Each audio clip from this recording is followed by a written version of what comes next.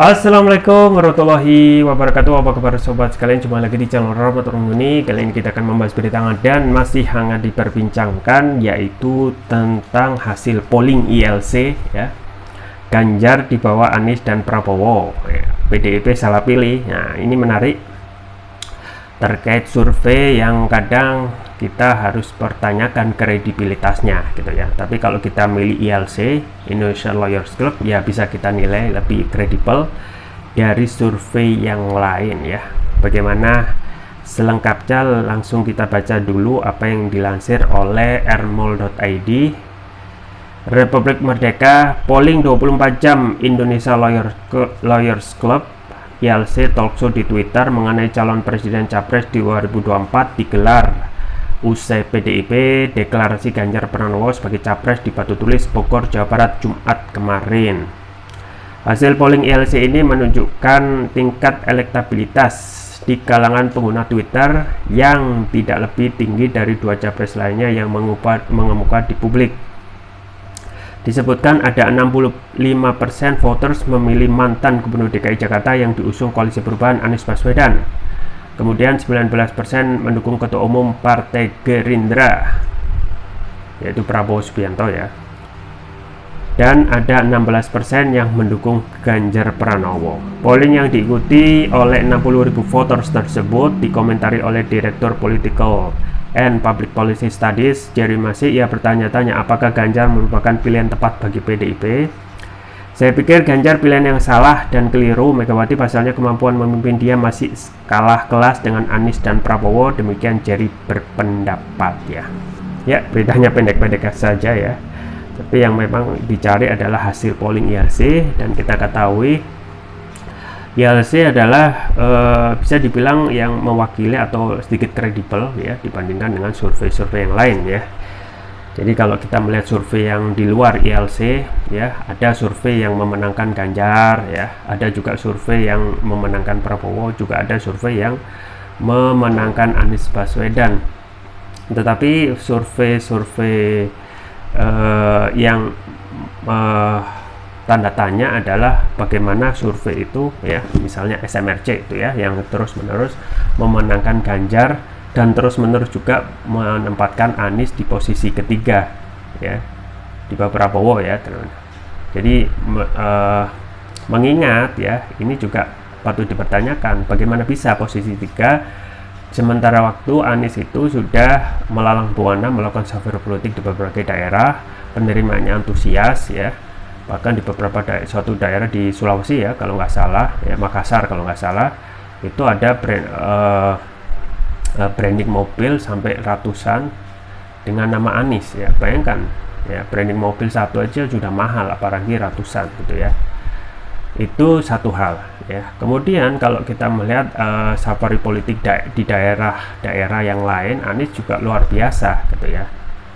Kemudian simpul-simpul relawan sudah bergerak beberapa waktu, terus bertambah ya, variasinya banyak ya. Nah, kemudian di satu sisi Prabowo dan Ganjar itu posisinya belum apa-apa, belum dideklarasikan Ganjar ya pada waktu itu.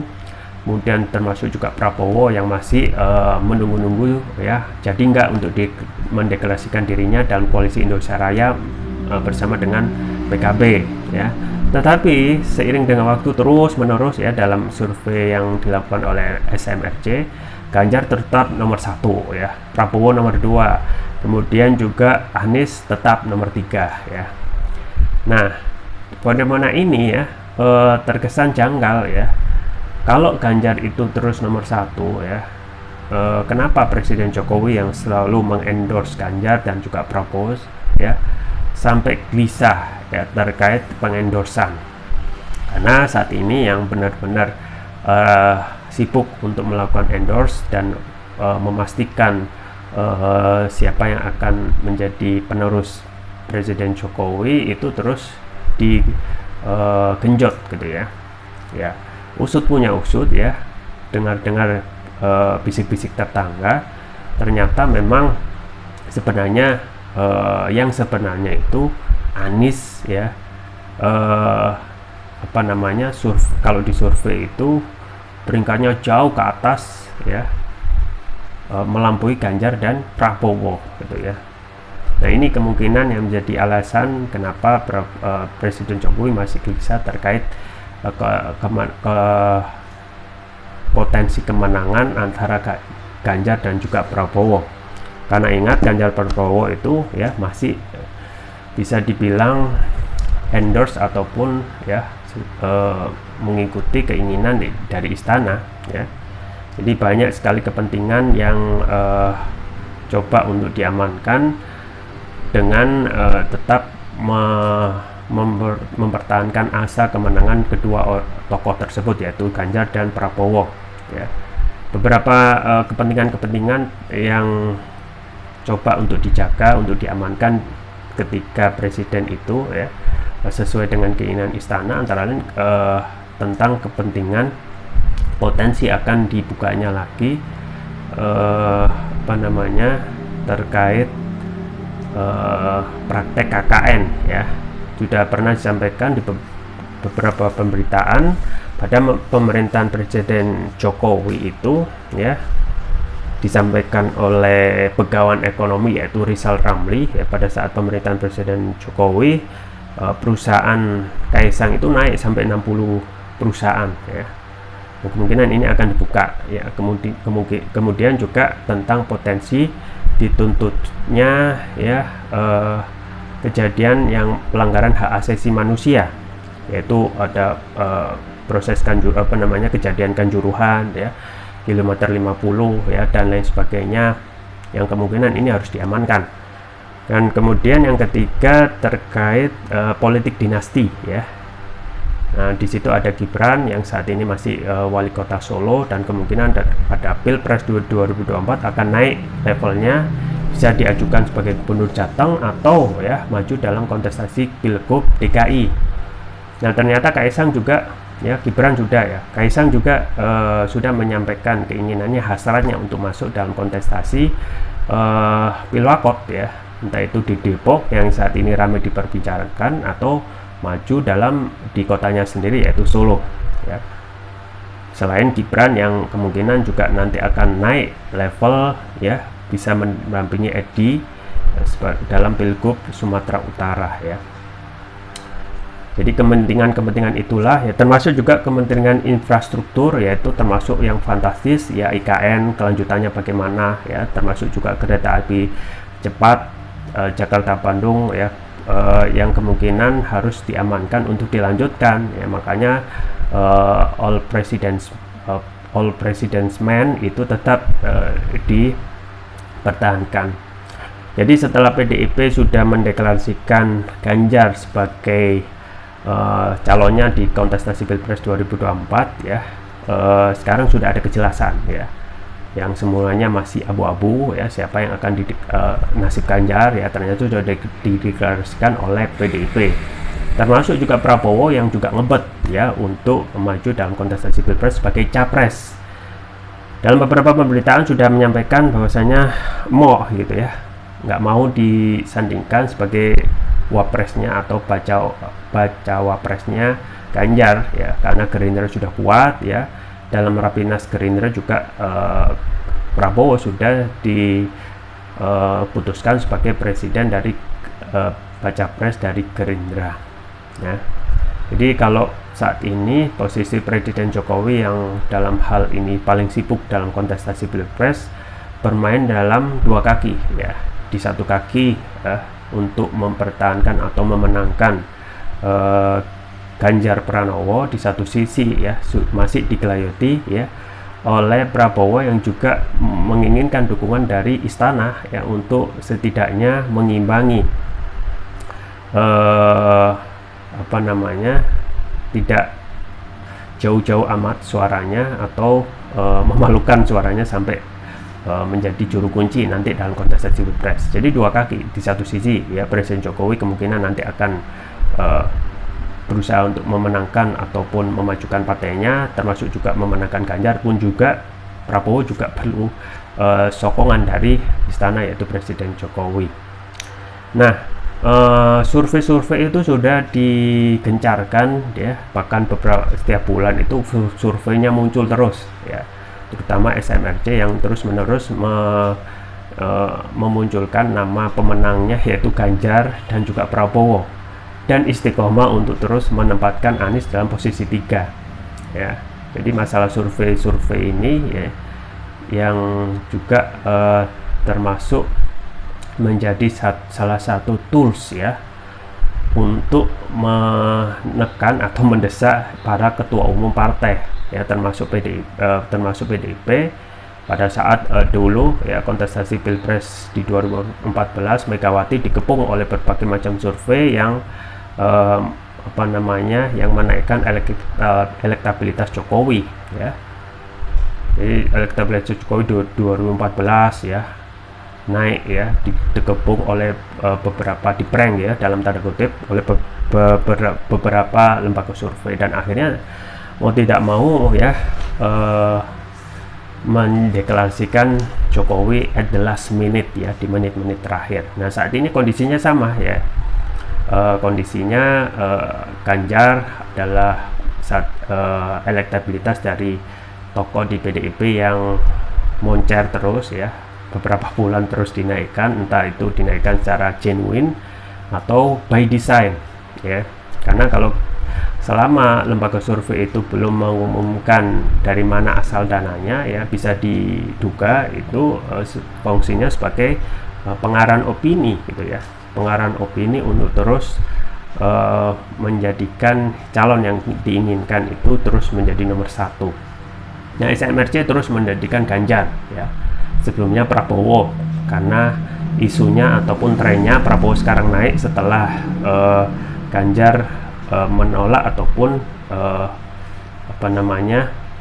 terkait isu pemain Israel yang akan bermain di Pildun Under 20 ya, sempat turun ya. Nah sekarang kemungkinan akan naik kembali ya. Kenapa? Karena sudah dideklarasikan ya, ada kejelasan PDIP yang mendeklarasikan, dan sudah ya ketua umumnya sudah mendelegasikan untuk memenangkan ya Ganjar dalam kontestasi Pilpres. Nah ada juga polling yang benar-benar kredibel yang bisa dijadikan acuan ya, karena ILC. Siapa yang nggak kenal ILC? Di situ ada Karni Ilyas dan pikiran-pikiran cerdas berkumpul di situ untuk melihat ya nilai-nilai yang ada, yaitu kebenaran yang terus-menerus disuarakan, karena ILC itu bagian dari jurnalistik yang cover both sides ya, yang bisa kita jadikan pegangan ya, perimbangan dalam pemberitaan yang kemungkinan ya bisa jadikan satu pegangan, yaitu hasil surveinya.